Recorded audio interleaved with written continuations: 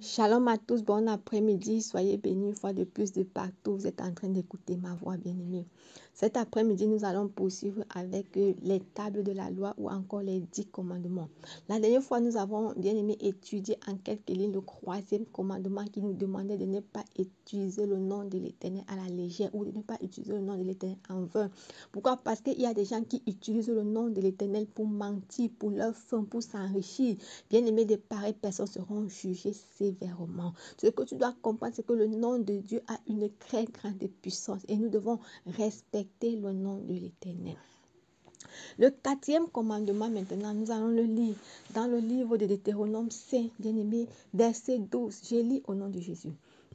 Observe le jour du sabbat et fais-en un jour consacré à l'Éternel ton Dieu. Alléluia.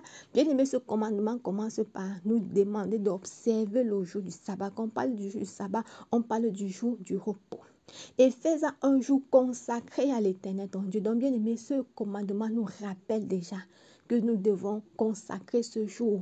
Alléluia, à l'Éternel notre Dieu, celui qui nous a créés, bien-aimé, celui qui nous a libérés de l'esclavage. Tu dois te souvenir, mon frère, ma soeur, qu'il y a un Dieu qui t'a fait sortir de là où tu étais et tu dois, bien-aimé, l'adorer.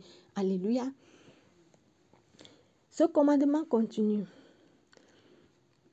Tu travailleras pendant 6 jours. Bien-aimé, ici même, le Seigneur nous donne les exigences. Il dit, tu travailleras pendant 6 jours et tu feras tout ce que tu as à faire. Mais le 7e jour est le jour de repos consacré à l'Éternel ton Dieu. Mon frère, ma soeur, il nous dit on doit travailler 6 jours. La semaine a 7 jours. Dans 7 jours, ton Dieu te dit tu dois travailler 6 jours. Mais le 7e jour, bien-aimé, c'est un jour réservé à l'Éternel, ton Dieu.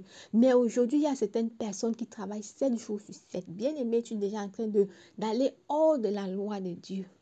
Alléluia. Même si tu as, même dans la loi du monde, bien-aimé, dans la loi des hommes, on reconnaît quand même le jour du repos. Le Seigneur te dit, tu dois travailler 6 jours et le 7e jour, bien-aimé, rappelle-toi quand même que tu as un Dieu et profite de ce jour, bien-aimé, pour servir ton Dieu. Profite de ce jour, bien-aimé, pour adorer ton Créateur. Alléluia. Il te dit, mais le 7e jour est le jour du repos consacré à l'Éternel ton Dieu. Tu ne feras aucun travail ce jour-là.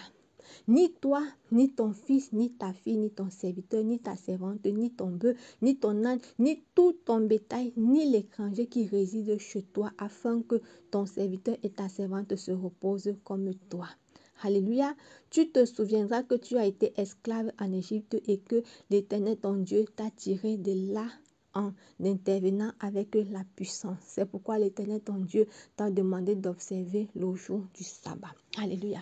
Donc, bien-aimé, ici, nous verrons que le Seigneur, bien-aimé, a donné ce commandement aux enfants d'Israël lorsqu'ils venaient à peine de sortir de l'esclavage. Et vu que lorsqu'ils étaient en Égypte, ils étaient sous l'oppression du Pharaon. Ils n'avaient pas de jour du repos. Maintenant, lorsque le Seigneur va les faire sortir de l'Égypte, le Seigneur va leur demander, bien aimé, que ce jour, personne ne devait plus travailler. Ni l'esclavage, ni l'esclave, ni le bœuf, rien. Tous devaient se reposer. Et nous allons même voir, mon frère, lorsque le Seigneur va leur donner la manne du ciel, le Seigneur va s'arranger à ce que la manne puisse tomber du 1er au 6e jour. Et le 6e jour, le Seigneur va donner une consigne aux enfants d'Israël.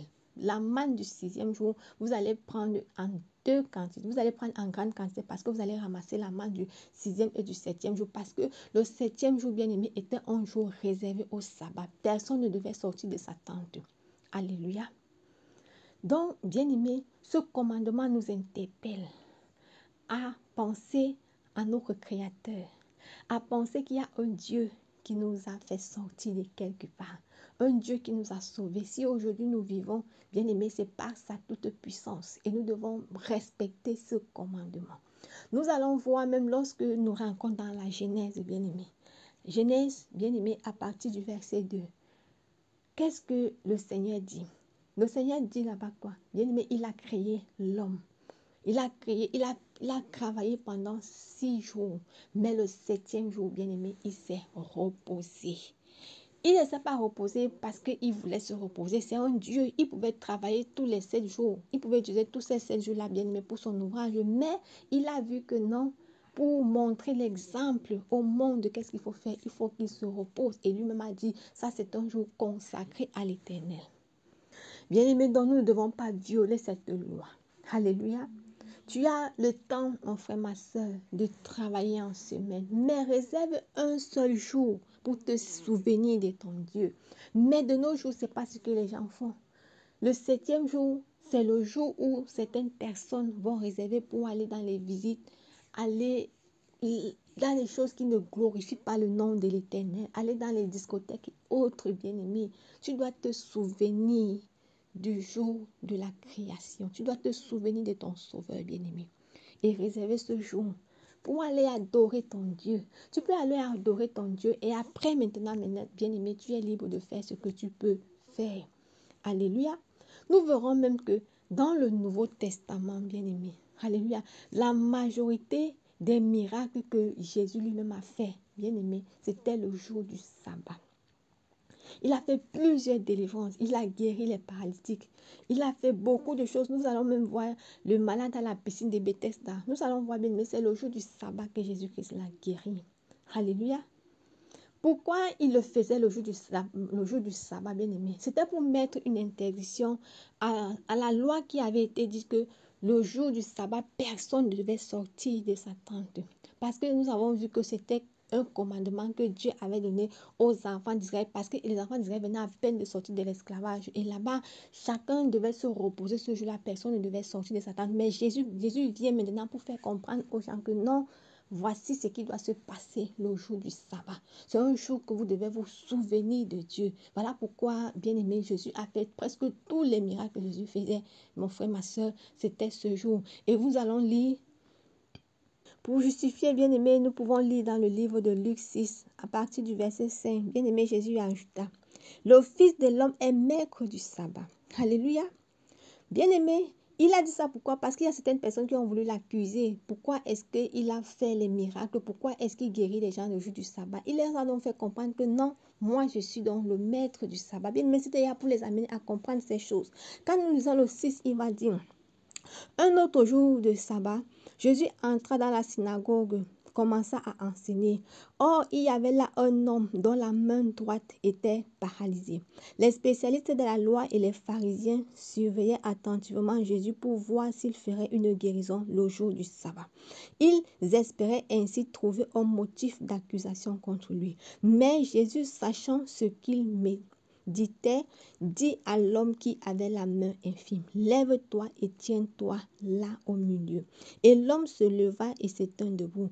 Alors Jésus s'adressa aux autres. J'ai une question à vous poser. Est-il permis le jour du sabbat de faire du bien ou du mal?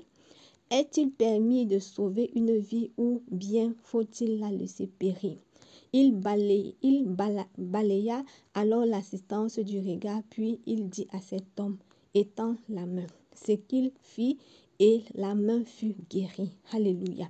Les spécialistes de la loi et les pharisiens furent remplis de fureur et se mirent à discuter entre eux sur ce qu'ils pourraient entreprendre contre Jésus. Donc, bien aimés, nous voyons que à cette époque-ci, donc, les pharisiens ici, ils avaient dans leur tête que comme Dieu avait instauré selon la loi de Moïse que le jour du sabbat, le jour du repos, c'était un jour où les enfants d'Israël devaient se reposer sans rien faire, bien aimé. Et comme Jésus-Christ faisait des miracles, il guérissait les gens les jours du sabbat, les pharisiens prenaient un peu ça comme une façon pour lui de blasphémer. Mais Jésus était en train de leur faire comprendre que non, le sabbat c'est un jour où on doit se souvenir de la création. Alléluia. Bien-aimé, donc mon frère, ma soeur, je suis venue en quelques mots te faire comprendre ce jour, bien-aimé, que tu dois te souvenir de ton Dieu le jour du repos, le jour du sabbat ou encore le 7e jour, bien-aimé. Alléluia. Donc Dieu te dit, tu dois travailler 6 jours, mais réserve-moi le 7e jour pour m'adorer, pour me célébrer, parce que je suis l'Éternel, ton Dieu, bien-aimé, qui t'a sorti de quelque part. Bien-aimé, que le Seigneur bénisse ces quelques mots dans ton cœur. Ciao.